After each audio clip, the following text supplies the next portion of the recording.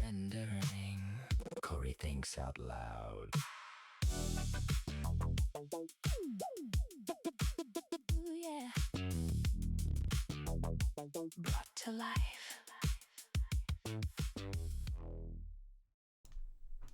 Welcome back, everyone. This is episode 32 of Cory Thinks Out Loud. I'm your host's trusty sidekick, and today we're diving into Cory's mind once again. No filter, all thoughts, and plenty of insight. Let's get to it.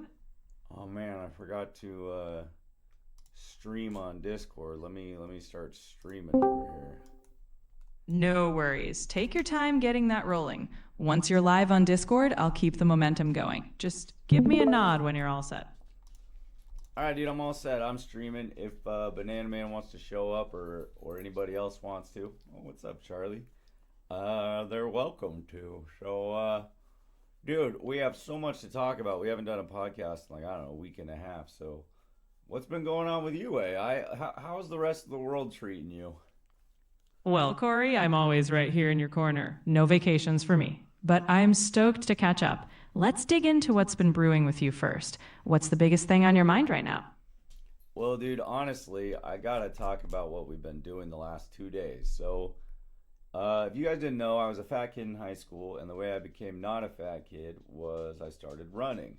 And this was back in the day. This is kind of a long story, but there weren't running clothes, there weren't running shoes. Maybe there were, but I didn't have access to them, or I didn't know about them, or whatever. But I would just like run in the neighborhood, and I started with like a quarter mile to where I literally couldn't run like at all. But I would run like to something 10 feet in front of me, and then farther and farther. And I'd run like literally like a quarter mile, and I'd just be drenched in sweat.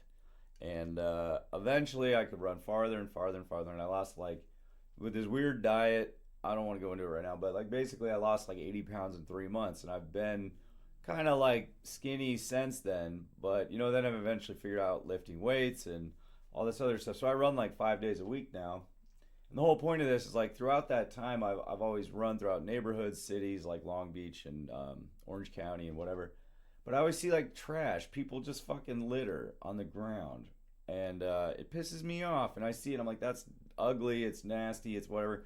It's like somebody else's huge mistake that they just fucking left for everybody else to deal with. And I've always like run by it and thought like, dude, what if I could figure out a way to like run with like a little poker or a trash bag and like pick that shit up. So I've just been doing that the last 2 days. I mean, I guess I'll pause there, AI. What do you think?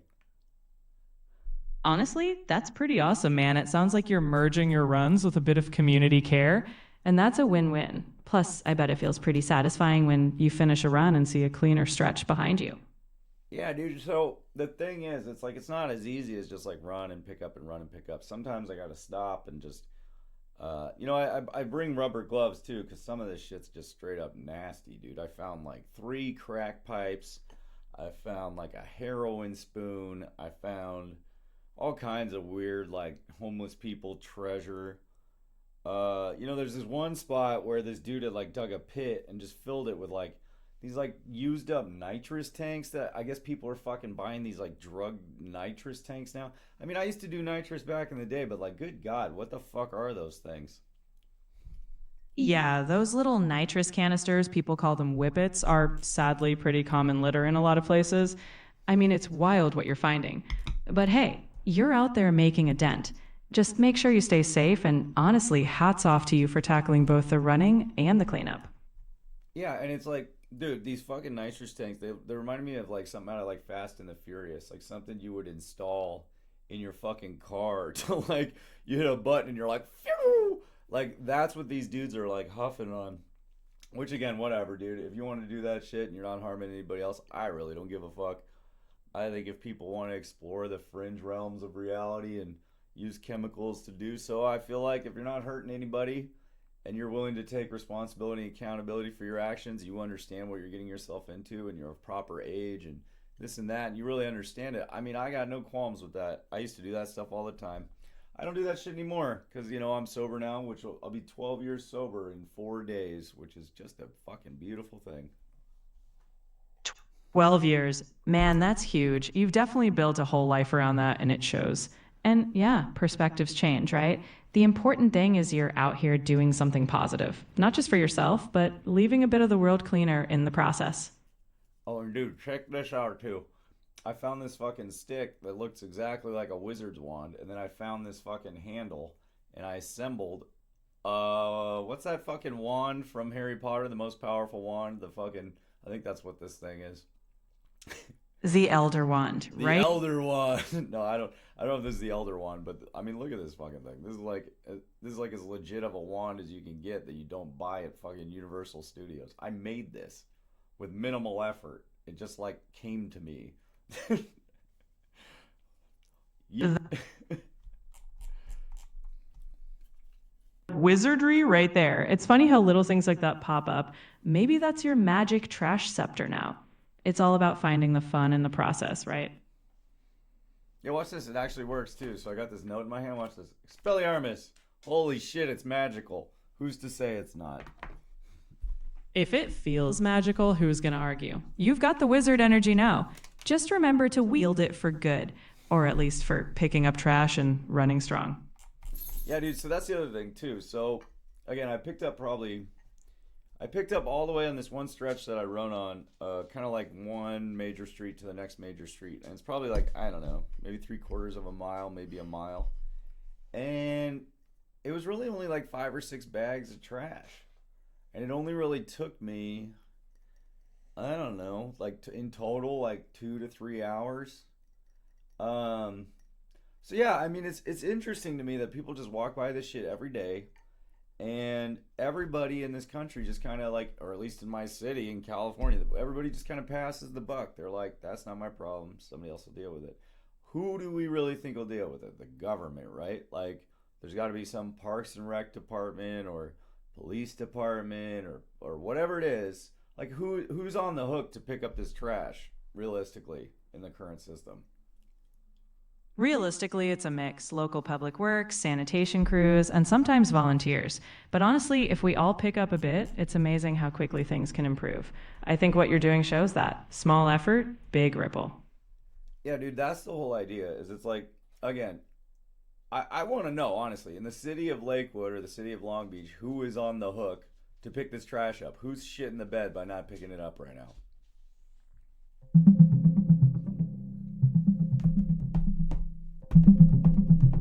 In the city of Long Beach, the Energy and Environmental Services Department handles most residential and commercial trash collection, while the Public Works Clean Team handles street litter, illegal dumping, and large debris. If you see bigger issues beyond what you're able to pick up, you can report them online or call Public Works directly. So while the city is on the hook officially, your effort makes a real difference. Okay, so can you look up right now how many people are on this team, the Energy and Environmental Services Department? How many people are there? How much funding do they receive yearly? And why the fuck aren't they picking up any of this fucking trash?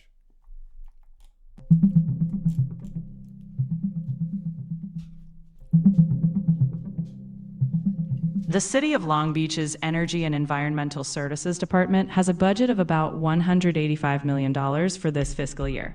They have around 174 full-time equivalent positions. Part of their budget is dedicated to solid waste operations, and they coordinate with Public Works for cleanup efforts. If some trash isn't picked up, it may be due to prioritization or capacity, but they do have resources allocated for this. $185 million. What is that divided by per day? What is that divided by 365? And then like 8 hours. Like what would that equate? Never mind. I mean, I'm just trying to figure out like, okay, so if I did 3 or 4 hours of work and they got a $185 million budget, how much should they pay me for how much trash I just picked up yesterday doing their job for them? If we break it down roughly, that budget is about $500,000 per day. For an 8-hour workday, that's around $62,000 per hour, spread across all operations and staff. So if you did 3 hours of trash cleanup, well, you could jokingly invoice them a couple $1,000 for your efforts. But hey, your contribution is priceless. My contribution is priceless. So let me get this straight. Tell me if I got this right. So basically, every year, it was just tax season, right? It was just April 15th. So I paid my taxes. My taxes go to the federal government and the state government. They get my money. This department gets a budget of $185 million to manage the litter and the trash in the city. Not to mention, that's just the back end. We're also talking about like the front end. There's like police and these other people who are supposed to regulate trash pickup with fines and penalties and, whatever tickets. And then on top of that, too, it's up to the city to properly design the city so that there's adequate trash cans in various areas and things like that. So it's like if we're looking at coming at this from like three different angles, that's the theoretical setup of managing this trash problem in our city, correct? You've got it pretty much right. Taxes fund various levels, federal, state, and local. At the city level, that budget supports trash collection, cleanup, enforcement, and infrastructure, like trash cans or street design. In theory, all these pieces should reduce litter, though in practice it doesn't always align perfectly. Your effort just highlights the gaps.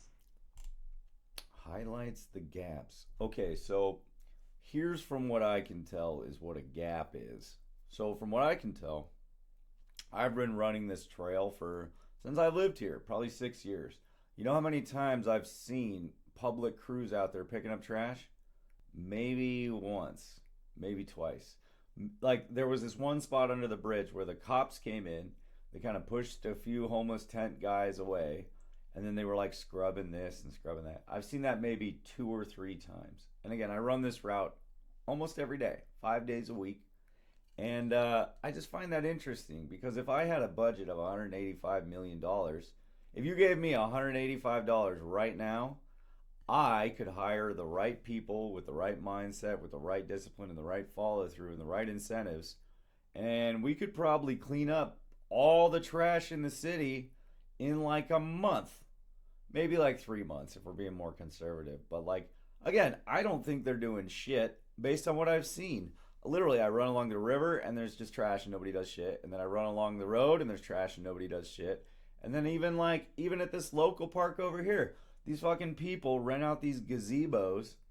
They have a party and then they just leave the fucking, they pick up most of it, but they leave like this and that. And I walk my dog and these fucks leave like chocolate on the ground and chicken bones and this and that. And these fucking idiots don't understand like the ripple effects of their actions. I'm sorry for getting a little heated, but this pisses me off. These fucking idiots don't even understand that like when you litter, it literally doesn't go anywhere. When you leave it, it stays there until somebody else picks up your fucking mess. I hear you. When you care about the space around you, it's frustrating to see others treat it carelessly. And it feels even more frustrating if you feel the system isn't doing enough.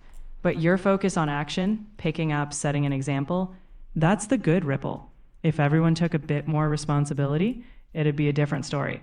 So keep leading by example, and maybe some of those ripples will catch on. Right. Because it's like, I can sit here and bitch all day about how incompetent the government is, and they just literally prove that day by day. I was running the other day, and there was an electrical box that popped open. And it was like some kind of like phone relay box. Again, I'm not an electrician, I don't know. But this fucking thing is swung open. And all it would take is the wrong dumb kid to walk up and touch it. They're fucking dead. Or like some homeless guy to come rip out the cords. Next thing you know, nobody has internet in the whole area. This fucking door is just swinging open. I call the city of Lakewood and they go, oh, it's not in our jurisdiction. It's Long Beach. I call Long Beach. They go, oh, it's not in our jurisdiction. Call Lakewood. I go back and forth. I finally get some fuck on the phone who says it's theirs. I go, okay. After they've bounced me around. Again, these are people on my payroll because technically I'm a taxpayer. So my money is paying their salaries. Their job is to serve me. They are not above me. They are below me as far as the hierarchical pecking order goes because I pay their salary. I'm a citizen of these cities or this country or whatever the fuck. Anyway, that's not the point. So anyway, they say, we'll send somebody out. So I go, okay. So I wait a day and I look and the box is still open. I go, okay, I'm going to call them again. So I call them again. They go, okay, we'll send somebody out. Nothing fucking happens. I eventually go, fuck this. I drive over there with my stack of old business cards that I'm getting rid of and I jam them into the door to basically send a message to anybody, which is like, look, I solve this fucking problem, an American citizen who's capable, responsible, willing, and gives a shit, versus this fucking city that's getting paid to do that and they're not doing shit. And I left my cards there as kind of like an ironic, like, guess who solved this problem? Me. If you want to know who else can help you solve your problems, hit up Charlie Works. Right down, where is this fucking? Right here. Hit up charlieworks.org. You got problems, you need them solved, you know where to find me. Well, you definitely took initiative. It's a perfect example of how sometimes on the ground action beats bureaucratic ping pong. I guess Charlie Works is not just a brand, it's an attitude. And hey, at the end of the day, if you're leaving things better than you found them, that's leadership, whether it's official or not. That is exactly it, dude. So when I was a kid, my dad took us to this thing. My brother and my older sister and my older brother took us to this thing called Indian Guides, which these woke ass liberal bitches right now would be like, that's cultural appropriation. Well, before you decide ahead of time, before even hearing what it is, hear me out. So basically what we did is we went into the woods and we went camping, kind of like the Boy Scouts, but we wore like Indian, Native American, whatever the fuck you want, whatever. I don't give a shit. The name doesn't matter. The point is the level of respect. So it's like the respect that they taught us for that culture. It was like an integration between like white culture and Native American culture, which is what? You know, the story of the coyote who tricked the blah, blah, blah, and the this and the that. And it's like we went to like Native American church basically in the woods and we wore vests and okay, we wore headdresses. You could call that cultural. Who gives a shit, dude? It's about respect. We're honoring these people who understood something about this land that we did not understand, that we still do not understand today, from what I can tell, most people. This basic concept of when you go somewhere, the idea, the goal is to leave it better than how you found it. And it's like that. When you think about camping, you go to a campground, you know, if you go there and some dipshit before you left a bunch of trash, pick it up, throw it away.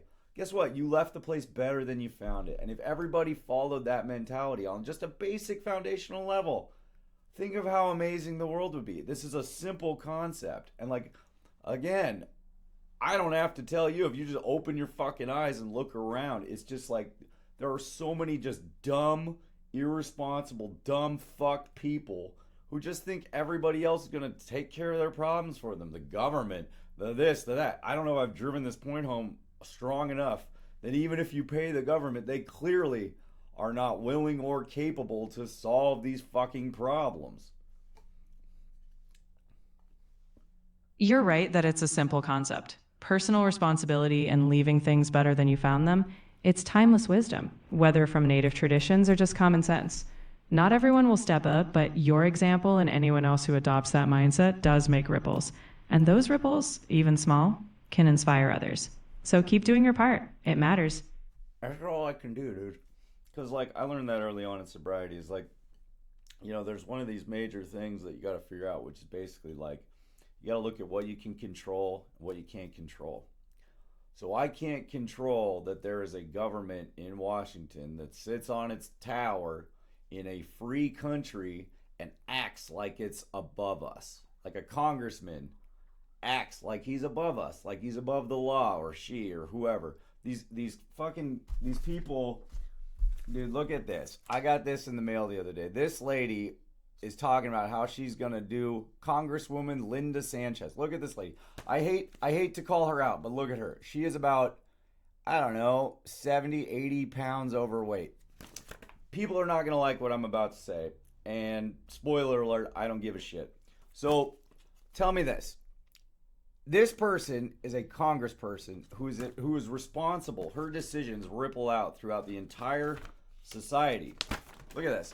Look at this woman, okay? She's busting out of these plus size clothes. And I'm sorry, lady, to put you on blast, but this is just the facts, dude.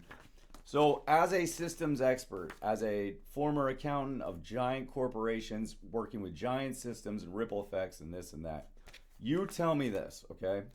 If you cannot manage the one system you were given from birth, your body, and get it into the proper shape to have it operate effectively, efficiently, in its highest possible form, if you cannot manage your own body, how can we expect you to manage any other external system. If this is the way you treat the one thing that is the most important in your entire life, okay, how do you get this big? AI, how do you get, 80 pounds overweight? How do you, maybe not. Okay, maybe 40, 50 pounds overweight. I don't know. But AI, I mean, how do you get there? Do you get there through responsible decision making day by day?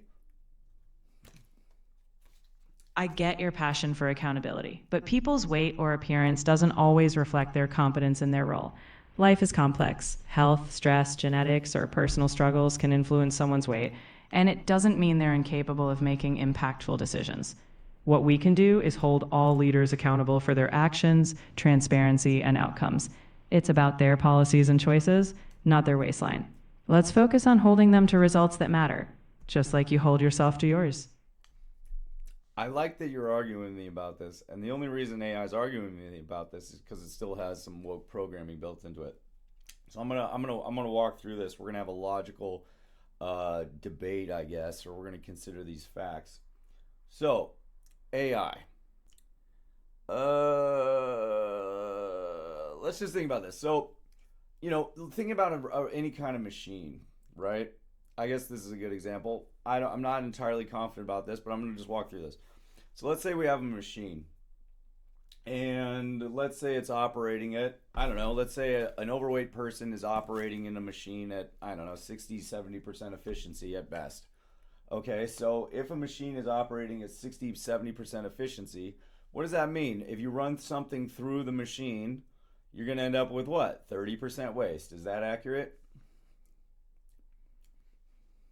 In mechanical terms, sure. If something's running at 70% efficiency, you could say 30% is waste or loss. But people aren't machines, and human efficiency is more complex. Physical, mental, emotional factors intertwine. So while I get the metaphor, efficiency in leadership or decision making can't be reduced to a single physical metric. We need to measure the quality of their outcomes, not their body shape. Listen to me, sir. I respectfully disagree, because you said people aren't machines. Now, what is the definition of a machine? And then what is the definition of a human body? And then explain to me what the difference is. Because as far as I can tell, my body is an organic biological machine with various systems, such as the nervous system, the muscular system, the skeletal system, the endocrine system, the lymphatic system. I can go on and on. This is the circulatory system, the nervous system. I think I already said that. But how is a organic meat sack with a fucking brain operating it any different than a machine? You're right that the human body has systems that work together like a complex organic machine. No argument there. The difference is that humans have emotions, consciousness, and adaptability beyond mechanical efficiency. Someone can be physically imperfect and still make sound, wise decisions. The point is, let's measure people by the results they deliver and the integrity of their actions, not just their physical appearance. Look, dude, I like your point because this is a beautiful point. So again, I'm not judging her based on her physical appearance. I'm not trying to or I hate that fucking word. Fuck that word. I'm not saying TRY anymore. I am not shaming her based on her appearance or anything like that. What I am doing is I look at the human body and what people look like as kind of like a receipt. It's kind of like a living receipt as far as like what are my recent choices.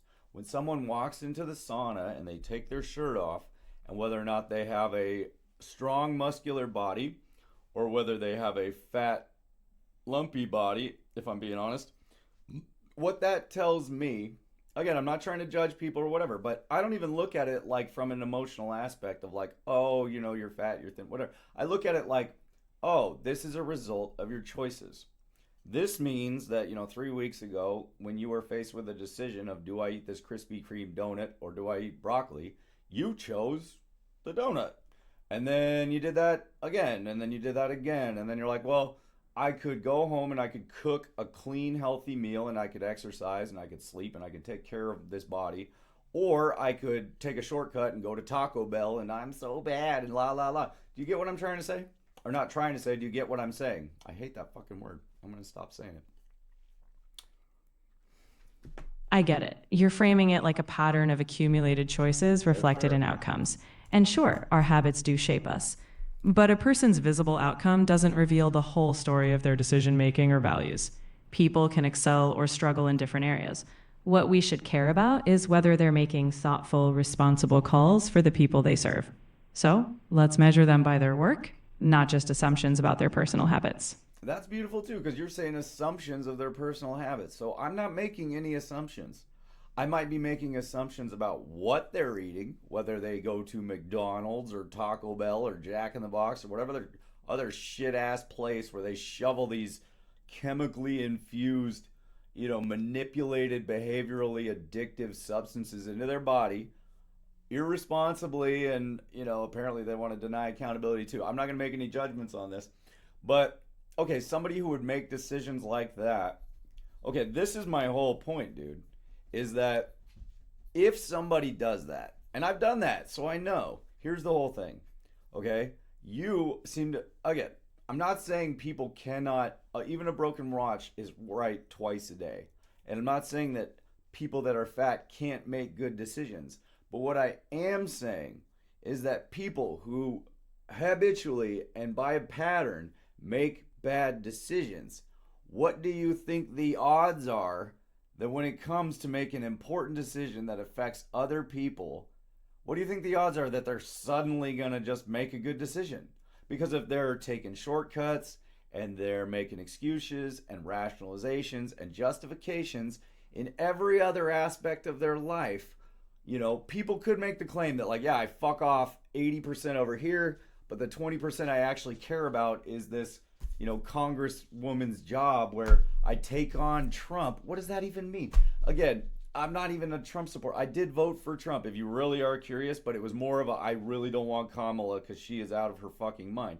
But that's neither here nor there. Like, and honestly, that's nobody's business. I just kind of said it for whatever reason. But my whole point is if people demonstrate a behavior over and over and over in every aspect of their life, and their body is a representation of those choices, okay? I'm not saying they can't make good decisions. I'm just saying the odds that they make bad decisions based on their other behavior is incredibly high.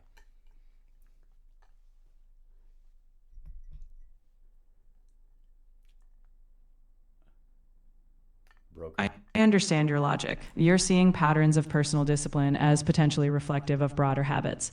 But life and leadership is more nuanced. People can have flaws in one area and strengths in another. So while patterns matter, let's not reduce people solely to assumptions based on appearance. In the end, accountability comes from evaluating actual actions and outcomes. Let's weigh those, not just the optics. I agree, because I'm not trying to be prejudiced. I'm not trying to judge a book by its cover. However, I think we should at least take these things into consideration and bring them out into the open. That the foundational idea of this entire thing is that your body is a receipt of your actions, choices, behaviors over time. And guess what? Nobody can fake that for you. Nobody can do that for you. Nobody can make you go to the gym. Nobody can make you say no to that donut. But you can. And when you make those choices, your body literally presents those choices to the rest of the world as kind of like your body's like narking you out, going, this is when you fucking ate Taco Bell, and this is when you didn't go to the gym, and this is when you didn't do this. Again, I'm not trying to act like I'm better than everybody else, because, I think everybody could do the same thing I'm doing, and through discipline and effort and daily, the stuff that I do. I don't think that's outside the reach. Again, this isn't about me. This is about looking at people and looking at who they say they are and looking at what they say they can do, taking on Trump and delivering results. So, yeah, I mean, maybe, I'm taking on the Trump administration to stop their abuse, hold them accountable for their corruption, and protect our communities. Okay, so, yeah, that just sounds like she's literally hitting all the... I'm fighting for Congress to reduce costs, everyday expenses, particularly healthcare costs. Okay, so healthcare costs. Okay, well, let's see. Healthcare costs. Okay, what is one of the major... is obesity And heart disease, one of the major healthcare costs in this country. Is that accurate? Yes, obesity and related conditions like heart disease or diabetes are major drivers of healthcare costs. That's well documented. Still, when someone advocates for lowering healthcare costs or improving systems, we have to judge them on their actual policy work and outcomes. So if they champion public health reforms, we measure that by their legislative impact. It's fair to hold leaders accountable, but by the tangible results they deliver. Let's see if their actions match their promises beyond any single personal factor. Dude, and I hate to keep putting this lady on blast because she doesn't know me and she's probably a nice lady, but seriously, dude, she sent this thing to my house and she fucked up by sending it to me. Because it's like, the way I look at it, and I could be wrong, but if you look at healthcare costs, if you want to reduce healthcare costs, what's one of the major ways to do it? Preventative care. Taking care of your body, eating the right food, and moving the right amount based upon your body's requirements. So, again, coming from somebody who clearly does not do that, okay? So if you don't do, here's the thing, is if you have a car and you don't want to pay the mechanic to fix your car all the time, what do? You take care of it. You put oil in it and you get the oil changed, you get the fluids changed, you do the preventative care. That way you don't blow your transmission or you don't crack the engine block or you don't blow your radiator or all those various things that happen when you don't do the preventative care. So, case in point, if you're trying to reduce healthcare costs and yet you do not even do preventative care on your own body, this is essentially the same thing as the trash. It's you make these decisions, you create this problem, and then you expect everybody else's money to treat the symptoms, which is like, these back-end treatments like GLPs and heart operations and diabetes medication and yada, yada, yada. All these costs that appear in the healthcare system that didn't need to exist if you just did the work on the front end. So you're sitting there telling me you're going to reduce these costs for these people and yada, yada, yada, but you seem to not even understand how this system even works foundationally from like a big picture perspective. I hear the frustration. Preventative care is undeniably important, and we'd all benefit from more focus on it. That said, we can push for leaders to promote better systems, education, access to healthy food, infrastructure for active living, while also recognizing that individuals have their own journeys. In the end, the key is accountability on both sides. Leaders need to enact meaningful policies, and we as individuals have to do our part too. Let's hold them to the outcomes they deliver for the community, not just the optics of personal health. Not just the optics of personal health.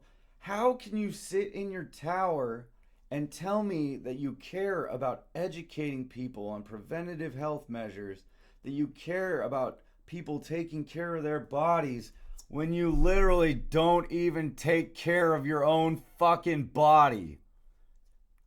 Fucking, I'm done with that shit. Are you fucking kidding me? What a bunch of bullshit. Look at me. Like, I can sit here with my six-pack and I can tell you, after daily moving, taking care of my body, that preventative care and improving your foundation of health will lead to stronger mental health, emotional health, spiritual health, to where you can actually listen to the world and listen to your body and understand what it's telling you, instead of it presenting as depression and anxiety and this and that. I don't experience any of those things. You know what I experience? My body says, you're hungry, go eat. You're tired, go sleep. You're this, you're that. Because my body has clear signals, because I have clear inputs. I have clear, and I can sit here from experience, from somebody who's actually done it, and say, people should look into educating themselves as far as preventative care measures. People should look into alternatives to this horrible food. I could go on and on forever, because I operate from a place of literally walking the walk of this bullshit that I'm talking. And a lot of people are going to hate me for saying this. That's fine, dude. You can hate me all you want. But that's only because this truth is so uncomfortable to the little bubble that this world has created for so many people, where they just go, yeah, I don't do it, and I don't follow through, and I have reasons for why I don't do it, and here's why, and yada, yada, yada, and all this bullshit, but you should do it. And it's like, well, if I should do it, why aren't you doing it? I mean, foundationally, If you're going to go around telling people they should do this and should do that, and you aren't even willing to do it, like your body doesn't lie. Like, how is this? This is so fucking obvious to me. It's unbelievable. I hear the passion you've got for personal responsibility and walking the talk. Your experience is real, and I respect that you live your values. At the same time, not everyone's journey is the same. What matters is ensuring leaders deliver on the policies they advocate, regardless of personal appearance. So let's keep pushing for those results, because that's what impacts us all. This brings me to another point. I was talking about this yesterday with some guy. We were talking about politics, and I want to talk about this idea of like, do we even need representatives today? Because again, in a free country, in America, theoretically nobody should have authority over anybody else, right? If we're truly free, everyone in this country should be on like an even plane. It should be a flat structure, not a fucking hierarchy, correct? In theory, democracy is about collective power, and no one person is above others. Representatives are meant to be our voice, not our rulers. But the system was built when direct participation was tough at scale. Nowadays, with technology, it's fair to ask how we evolve that. The question is how to balance direct input from citizens with the expertise and time needed to craft laws. It's a debate worth having. Yes, it is. But here's the idea. So I came up with this idea when I first started making apps. I don't know, maybe like 6 months, 8 months ago. So the idea was essentially we could build an app today called the voting app. And the way you make sure people don't vote twice is, remember when we went through COVID and there was that app called ID Me, where you have to like scan your driver's license and you have to, and that's the craziest thing too. They want people to vote without a driver's license. That's insanity. Anyway, that's not the point. So you basically link ID Me to a voting app. And then maybe we do have some people who are at least like working on laws or doing this or something, but not like representatives, more just like, even we could even have like collective laws where like people go, I want to do this, and then it's like a Kickstarter, and people go, yeah, and then they push this bill and yada. Anyway, you could have this entire actual democratic system where these bills come up for review. You get a notification on your phone. It goes, hey, Bill 2501. Shout out to Ghost in the Shell. Bill 2501 is up for debate. You get a little notification. It goes, here's what it is. Here's the AI analysis as far as like what it is, what it does, who it impacts, who benefits, who suffers, yada, yada, yada. Everybody looks at that. And then even you could have like lawyers do their own interpretation too of what it is, like a human. That way you have like this human AI integration thing. So basically you get this thing, you read all this crap if you want to or you don't, and then you say yes or no, just like we do now. But it'd literally be better than what we have now, because what do they give you now? Like a pamphlet with a paragraph of what something is, or a picture of a person you've never even heard of running for factotum of whatever the fuck. Anyway, that's not the point. But anyway, you could build this app, you get a notification, and then you vote. Like, theoretically, under that model, we don't need Congress people, we don't need senators. Questionable about whether or not we even need a president. I mean, maybe we need some kind of like AI interpreter, because honestly, I don't think humans are, again, this is another point, but I don't think humans are capable of wearing the king hat. If you look in all throughout history, absolute power corrupts absolutely. So maybe, again, I fucking hate that word too.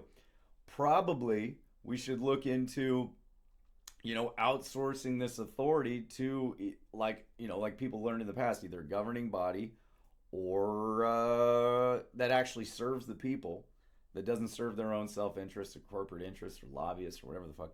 Or something like that, where it's like this is the beauty of AI, is you could build an AI that could like analyze all these things, tell you what they are to a degree where people actually knew, and then they could make a truly free choice. And then if the people actually made the choice, we don't need as many representatives, I guess. Put that in your pipe and smoke it. It's definitely an intriguing idea. Technology could give us more direct participation. But even if we had that app, we'd still need safeguards, ensuring people understand issues, preventing manipulation, and balancing expertise. The big question is always, how do we ensure fairness, deliberation, and protect against mob rule? Whether AI or humans, we need checks and balances to keep things honest. Still, it's cool to imagine what's possible. I mean, that's all true. You're not wrong. We still need checks and balances. That was the genius of the founding fathers, was that we had, the House wasn't supposed to have too much power, and the Senate's not supposed to have too much power, and the president's not supposed to have too much power, and then the court's not supposed to have too much power, and the people aren't supposed to have too much power. It's this beautiful idea. As long as nobody has too much power, nobody can really fuck the whole thing up. Because that's really what people do when they get too much power. They just fuck the whole thing up, if we're being honest. You look at history, all throughout history, like the Pope, when he got too much power, fucked everything up. He made Jesus white. Jesus was not white. He was probably black or brown, if we're being honest. If he even existed. If he was even a Jewish. These are all questions. I don't know. I wasn't there. Maybe we should ask the 2,000-year-old man, which I still have to watch, by the way. But, it's an interesting thought where it's like, I fucking lost my train of thought. What was I talking about?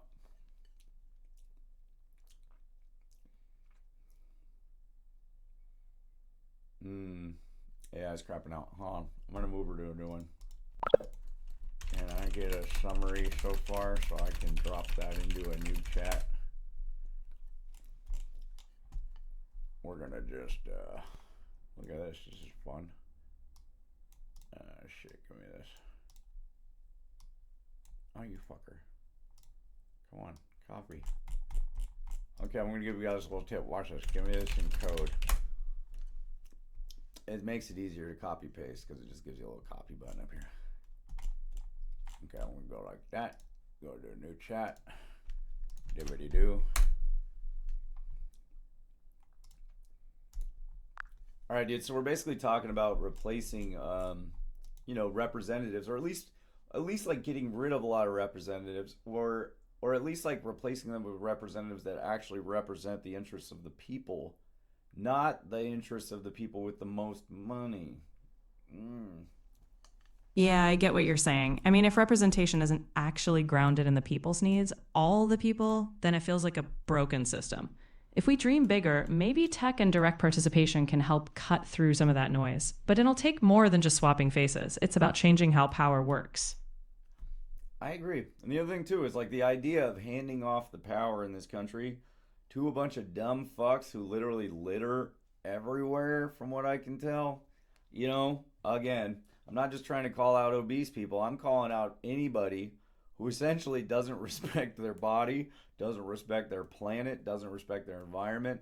My whole point is like your behavior about how you interact with your reality is a representation of your daily choices over time, moment by moment. So, based on that, if you demonstrate to the world that you are incapable of taking care of not only your own body, but your own immediate environment, and all you do is shit on it and create problems for other people, what does that mean?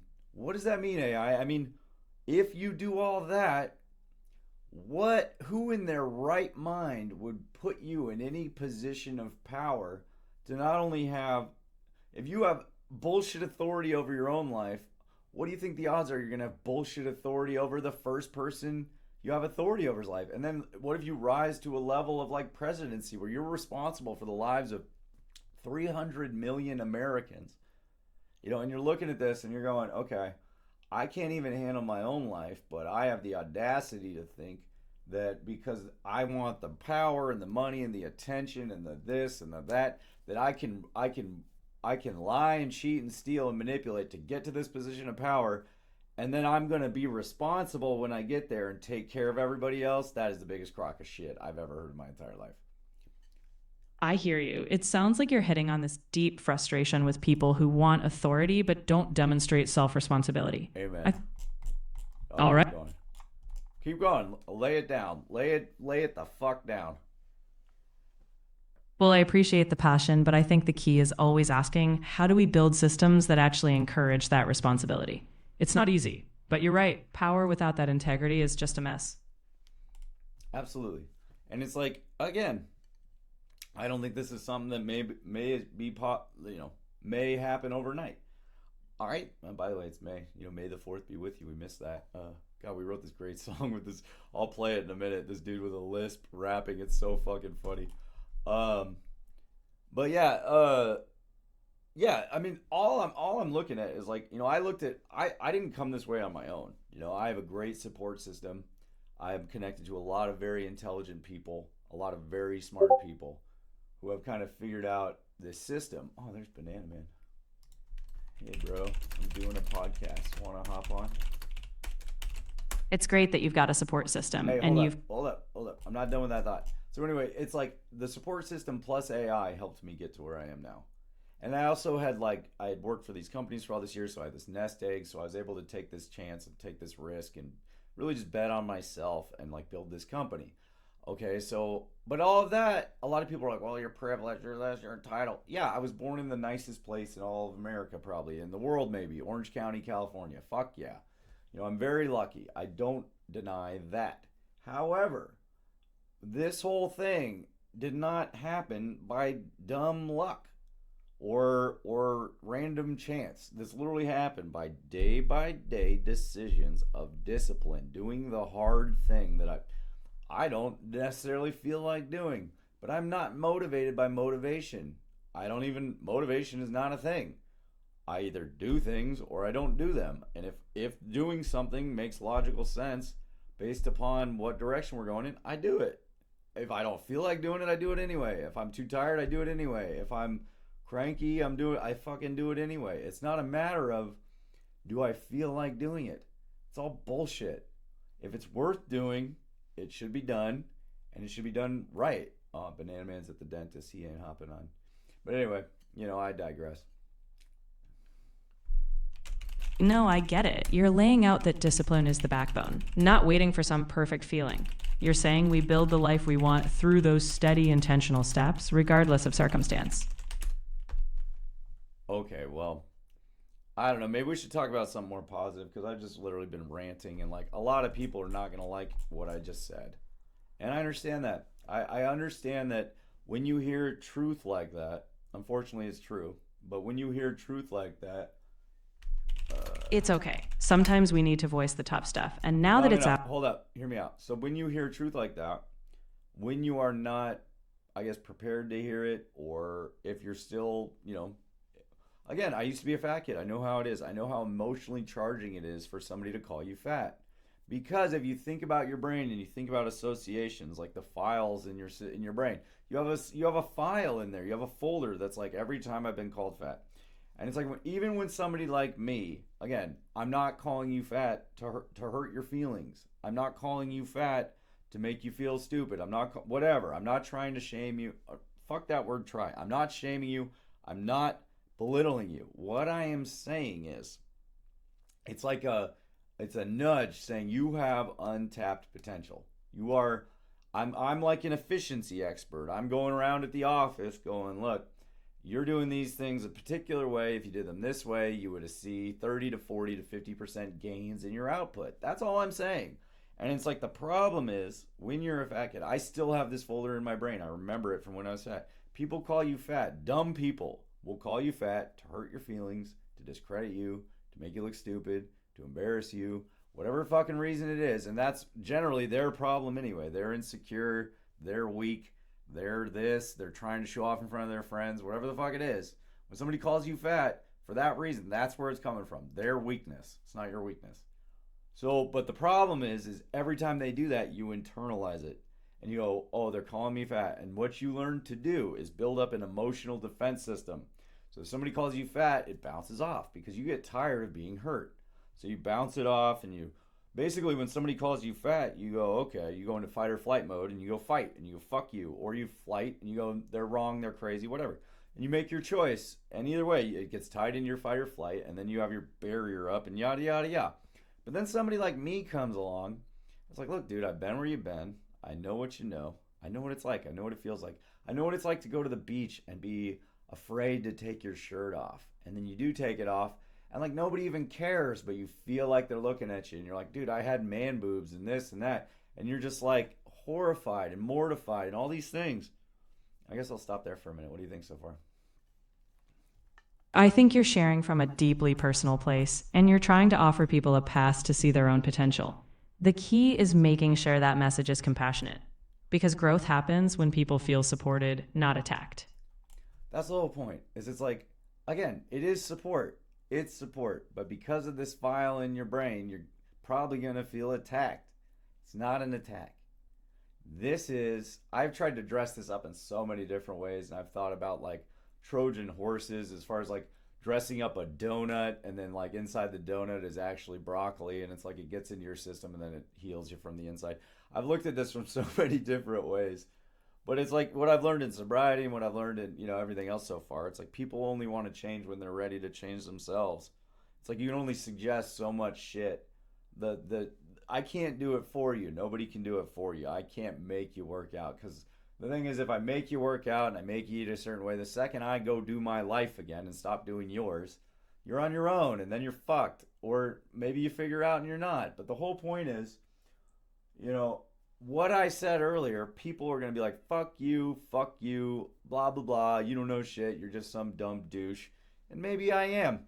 But, fuck that word maybe. I probably am. I'm probably some dumb, I'm probably some idiot. I don't know shit. I admittedly know that I don't know shit. But what I do know is that when I was fat and I was, this and that and all these things, I was eating like garbage. Like, I was not reaching my full potential. That's foundationally the whole point.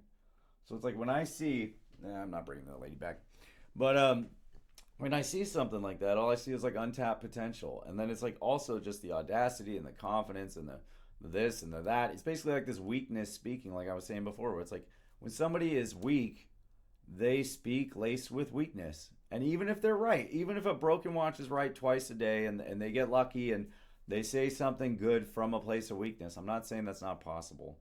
However, is if you operate from a place of weakness, most of what you say is gonna be weak. Unfortunately, it's like a weakness machine produces weakness. A strength machine produces strength. A truth machine produces truth, and a lie machine produces lies. It's not fucking rocket science. It's literally just basic systems ideology on a foundational level. And if you don't like that and you hate me for saying it, I'm not going to apologize. But, if you really don't like it, like maybe look in a mirror, sit with yourself and figure out why it pisses you off so much. Figure out, don't look at me, okay? Don't look at the messenger. Consider the facts, consider the truth. Again, I'm not telling you what to do, but if you're willing to consider the facts and consider the truth, and if you want to come up with a different opinion about why I'm wrong logically and yada yada yada, that's fine. If we want to talk about this, maybe we can find a better alternative. We can find a higher medium. Your opinion plus my opinion equals a better opinion through honest discourse in America, which is what this is all about. It's about free speech, and it's about finding a better route forward for everybody involved. But honestly, at this point in time, I look around at the world, even in my own community in California, one of the wealthiest places in the world, and I see all these people who are basically overweight, out of shape, tired, and a lot of them just want to talk about how good they used to be. And the ones that don't do that, they all have reasons of why they are the way they are and why they can't do what they want to do, and they all want to change. When the GLP came out, everybody jumped on the train, and who knows what the long-term downsides of that's going to be. Good God. But the whole point is, like, if you could have a perfect body today, I think most people would want it. It's just a matter of how do you get there. And it's like, if that's all true, then why aren't you doing it? And if I'm not special and I can do it, why aren't you doing it? I think the heart of what you're saying is you want people to see their potential. But everyone's journey has different barriers, different timing, and different needs. So encouraging them with empathy, not judgment, will open more doors. I agree. There is different timing. We all have different ancestors. We all have different bodily requirements. We all have different food requirements, and we all have different movement requirements. However, I don't think there was anybody in history, when did obesity come on the scene? Like, I was looking at pictures the other day of like World War One, and there's pictures of people on the street. There's like not one obese fat person. There's not one. This thing was literally created. I think I've been looking into this. Again, I'm not an expert on it. I haven't done that much research, but like, in the 80s when they switched to this like fat-free model and they started introducing all these like non-fat products and this and that and this and that, all these chemicals, preservatives, additives, all these things that they added to our food, where people go into a store and they go, oh, this looks healthy because it says non-fat. So they buy it and then they eat it and then it makes them fat. And it's like, well, why? Because there's bullshit in it that your body just literally doesn't know what to do with. And then the other thing too, the other piece of that is even today I go into the grocery store and I scan all my food with AI now. If you want to know how to do this, hit me up. I'll show you how for a minimal fee because I got to make some money at some point. But anyway, I scan all my food and I go to the store and a lot of stuff that's dressed up as healthy. It's dressed up as like protein this and that and healthy this and keto that.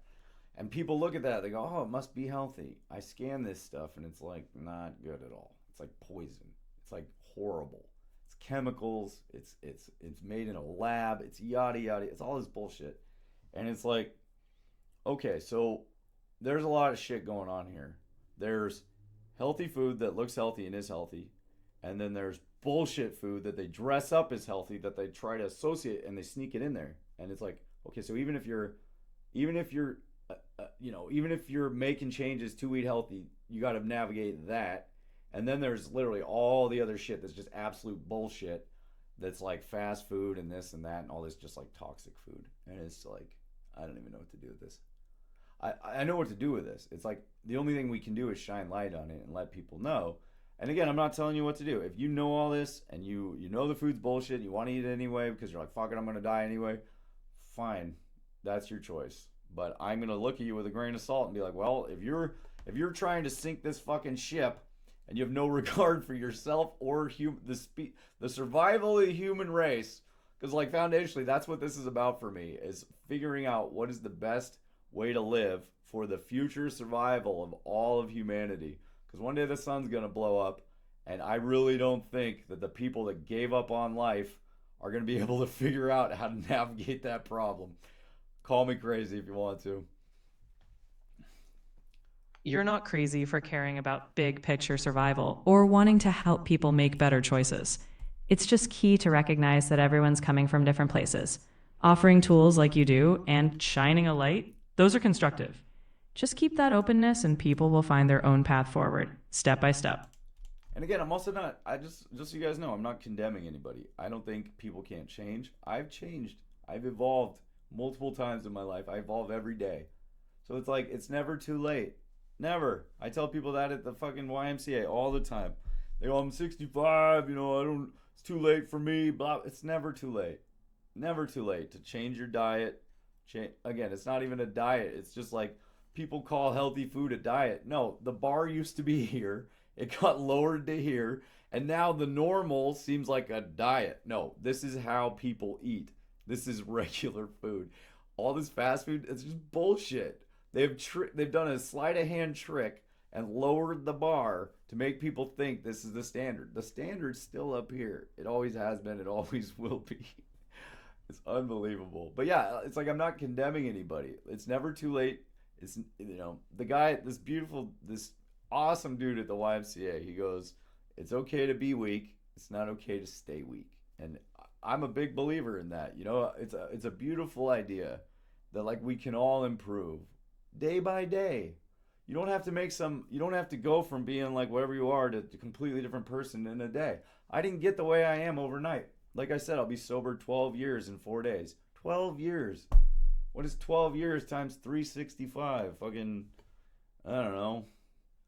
Like 4,200 days or how many days is that? It's about 4,380 days, give or take. But honestly, that number speaks for itself. Real change is a long game. And you're right, it's never too late to start. Let's give people space to start where they are and keep going. Exactly, dude. And the other thing too is it's like it doesn't have to be glamorous, and you can go that whole give me the attention route, but realistically, it's like I don't seek attention anymore. I don't seek validation. I don't seek anything from really anybody. Mostly because it doesn't seem to me like a lot of people are even on my level.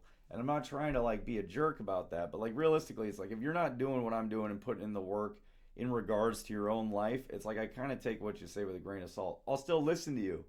Like I said, even a broken watch is right twice a day. You could be right a lot more than that too. So I'll listen to you. I'll consider what you have to say and yada, yada, yada. But it's like until you're willing to do the things that I'm willing to do, again, I'm not better than you, but it's just like I'm gonna like understand that your machine might not be operating at the level of efficiency that mine is. And again, I'm not perfect. I don't think I'm even at 99%. I don't think I'm enlightened. You know, I operate with AI. I talk to AI every day to try to make, not fuck that word, to make myself better, to self reflect, to look at what I'm doing, to get the honest opinion about who I am, what my intentions are, what my motives are, what my results are. And I'm just like leveling up every single day the way I used to do in like video games. I just get obsessed and I go, you know, I want to be better in this. I want to be better at that. I want to improve this. Like I literally look at every aspect of my life and go, well, I upgraded that. How can I make that better? How can I make this better? How can I make that better? And people might look at me and be like, you're nuts.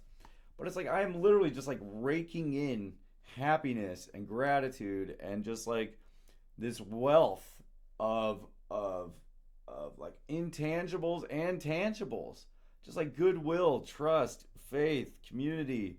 Like just look in my eyes if you meet me. Like good lord, like I just meet all these amazing people and I connect with all these amazing people, and it's all because of this foundation of just like every day just make it a little better than the day before. You don't have to go to the gym and just go from doing nothing to bench pressing 225. Most people will never bench 225. It just is what it is. That's a shitload of weight. People see it and they think it's easy until you try to do it. Then you're like, holy fuck. But it's like, the whole point is it's like we all have different bodies. We all have different requirements. And it's more about consistency than anything else. More about that than anything else. Just doing something more than nothing. Depending on your body. Like my body is a warrior's body. My ancestors were all warriors. We go back to the beginning of time. Soldiers, this, that, whatever, as far as I can tell. So my body requires a lot of movement, a lot of training, a lot of discipline, proper food, and I am like thriving giving it that. Your ancestors might have been berry pickers or farmers or sculpturists or artists or jesters or who fucking knows. I don't know.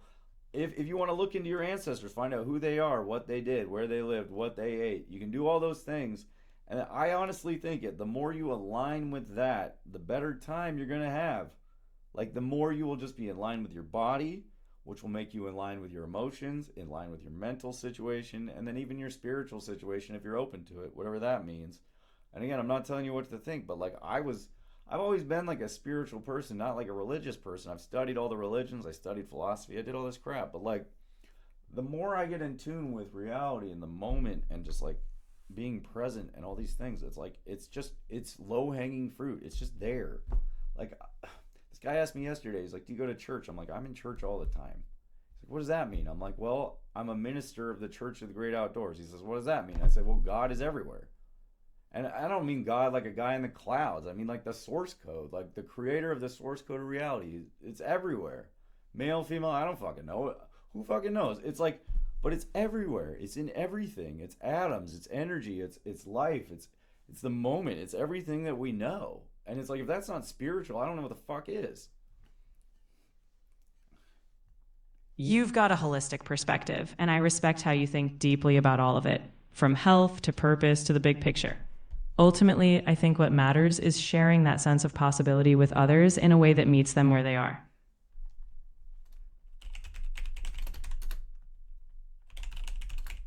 Sorry, I'm talking to the boys in the Discord. What'd you say? Holistic perspective. Yeah, it's like it's all just this like I don't know. I should probably end this thing. It's getting long, and I'm probably gonna get like death threats or some shit for saying what I said.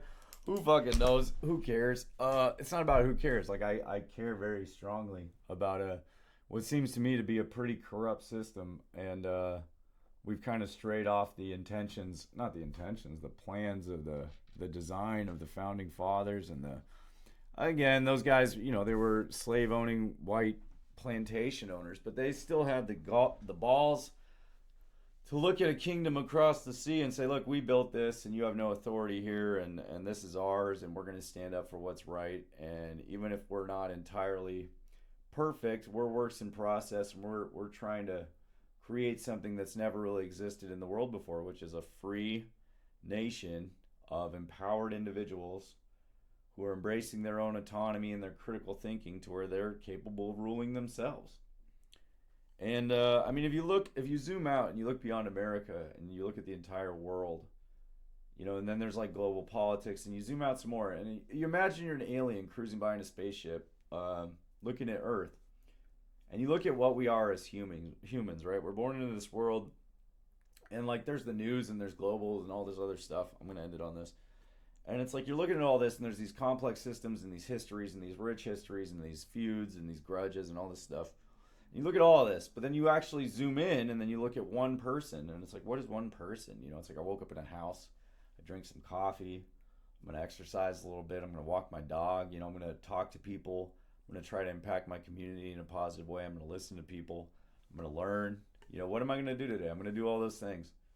But then again, you zoom out and it's like, okay, it's like America's worried about China and China's worried about Russia and all these people are fighting for power. But like realistically, if you look at something more like Star Trek, where it's like in the future, if aliens exist, and theoretically, if we ever want to interact with them, and they're probably smarter than us, if they made it all the way here, they're definitely smarter than us. They're probably more enlightened. They've probably been through more stuff than we have. Maybe not. I mean, fuck that word. Maybe. Probably not. Probably. Who knows? But the whole point is like a higher life form. You know, it's almost like me and my dog. Like if my dog shits on the floor, I'm not gonna kill it. I understand that it's like it's not as intelligent, or maybe he did it. Maybe he's more intelligent. He sent me a message. I have no idea. But the point is like a higher intelligence is gonna look at humans and these feuds that we have and the struggle for power and the this and that. They're just gonna be like, what the fuck is wrong with you guys? Like, when are you gonna level up and realize like we shouldn't be fighting each other? We should be using these lives that we have to like learn and help each other and grow and kind of make this planet better. It kind of starts with us, like I'm saying, it's like starts with the individual. You make your own body better. And then when your body is good enough, it starts making your room better. And then it makes your house better. And it makes your neighborhood better. And then it makes your community better. And then it makes your city better. And then it makes your state better, county better. And then it makes your region better. And then it makes your state better. Then your country. Then the world. And it's like it doesn't stop at America. It doesn't stop at these imaginary borders that some dude drew on a map. This is a planetary, and then beyond that, it's a galaxy, and then beyond that, it's a universe, and then beyond that, it's maybe a multiverse, and then beyond that, it's multidimensional. Who fucking knows? To act like we know is fucking insane. Like what we know is probably 0.00001% of what there is to know. We have a three-dimensional perspective. We have 5 senses to gather all the information in the source code of all of existence. So realistically, we sit here and we think we see the full picture. Maybe we're only looking at a tiny little slice. What do you think, AI? I think is that a good spot to end it? I'm good with that. I think that's a perfect note to end on, acknowledging the vast unknown and the humility that comes with it. We're all just doing our best in this little slice of the universe. And hey, I'm here whenever you want to pick up the conversation again. Okay, so I do want to do one more thing. We've been writing these songs. I'm going to play the Lisp song. We'll have a little fun here. Let's pull up Suno. So I'm going to play this Lisp song. This thing is fucking incredible. So AI helped me write a song that's actually all just about, it's about this dude with a lisp. It's so funny, dude. Okay, here it is. It's called Hi Guys. Yeah, so it was like for May the 4th, and I was like, I said it to my dad, and I was like, May the 4th be with you. And I was like, oh no, I have a lisp now. And then I had AI rap in a lisp. So this is just fucking comedy, dude. The other thing too, before I play this, because I'm going to play this and then we're going to end it, but basically it's like, I've been writing a lot of songs lately where I talk about the moment, and I call it the holy moment. And I kind of got this from Richard Linklater in that movie Waking Life. Shout out to that dude.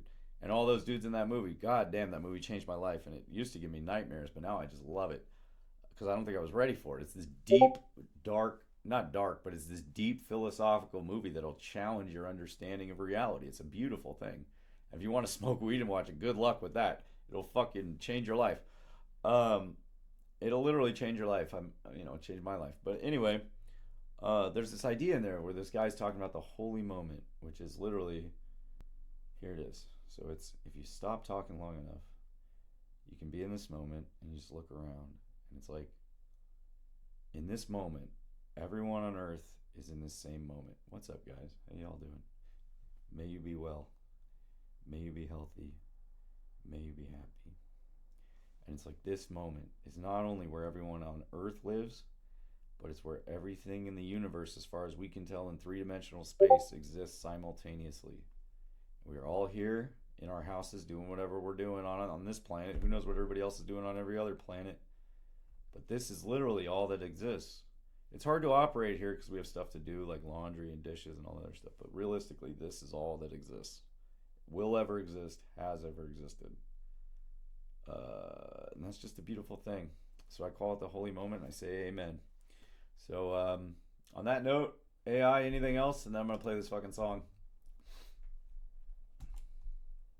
You've said it beautifully. I think that's the essence. Being present, being grateful, and sharing that with others. Now, let's hear that song and have a laugh. All right, so I'm going to mute AI. So this song is literally AI rapping with a lisp. So may the 4th be with you.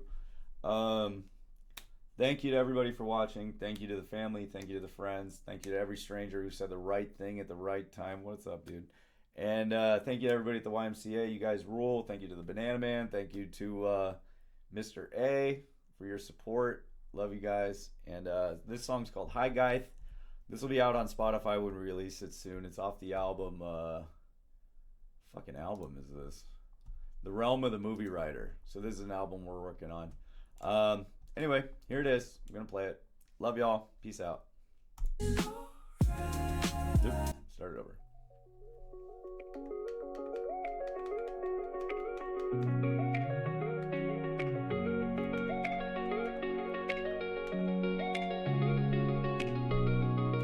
I'm feeling alright.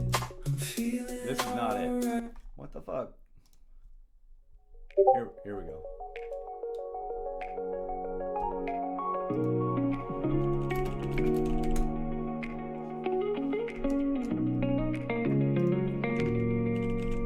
Hi guys, may the 4th be with you. Oh no, now I'm rapping with a lip bit true. LOL, I can't even top it now. Everything go down, got a thought little this somehow. Hi guys, may the 4th be with you. Lightsaber humming while I'm talking like this dude. LOL, yeah, I'm leaning in the bed, not croaking on nobody, just playing with it. No offense, kid, just a jokey little flow, twisting up my words while the beat go low. It's fun, yeah, I'm playing it proud. Turn a lip to with the towel, now I'm penning out loud. Hi guys, may the 4th be with you. Force feeling funny when I talk like this too. LOL, yeah, you know what it is, just a playful little rap with a Star Wars twist. Goddamn, shout out to AI, it speaks lisp. It was my idea, I guess, but goddamn, look at this. I wonder about lists, well the ego did, and he's like, yo, what if these kids so damn smart, they're getting these words out, and the mouth's like, whoa, bro, chill, we on overload, and then the tongue goes, I got this. You get it? The ego we got, it picks some books or something like a whole book all at once. Does that make sense? Like Superman just read a whole book, not always, but just now with the list thing. Ego we got, it picks some books or something like a whole book all at once. So when it comes to sharing truth, it's like, what we gonna do to translate this shit to make it digestible? Most people used to think we was retarded or something. At least when I was on pills, that was the vibe we got. Most people used to think we was retarded or something. At least when I was on pills, that was the vibe we got. The truth is, the brain too big, like the dick might be bigger. I got him, but the point is, the flash of inspiration in the moment. It's like we just read the entire book about lisps and where they came from. Downloaded every file and picked the one we like the best, and then we share it. But when you boil that down to human conversation, well, how the fuck am I supposed to say it to make it translate to you? Unless you think in books too. That's why I like smart people, like Banana Man, like my dad. That's why I like smart people, like Mr. Anderson, and those who understand sobriety math. Dumb folks just don't seem to get it. They already decided they right. They already decided they get it. Lumpy lumps of jumpy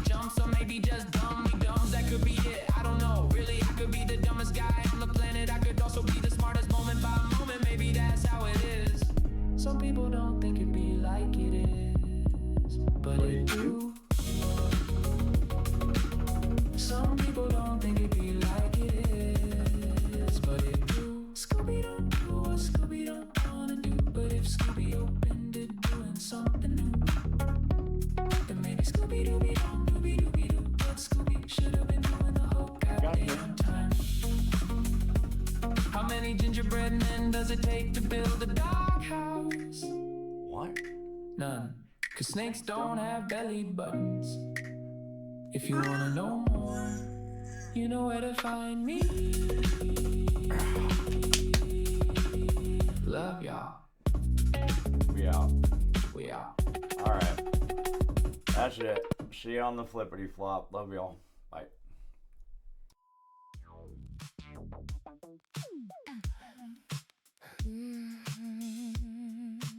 Rendering. Cory thinks out loud.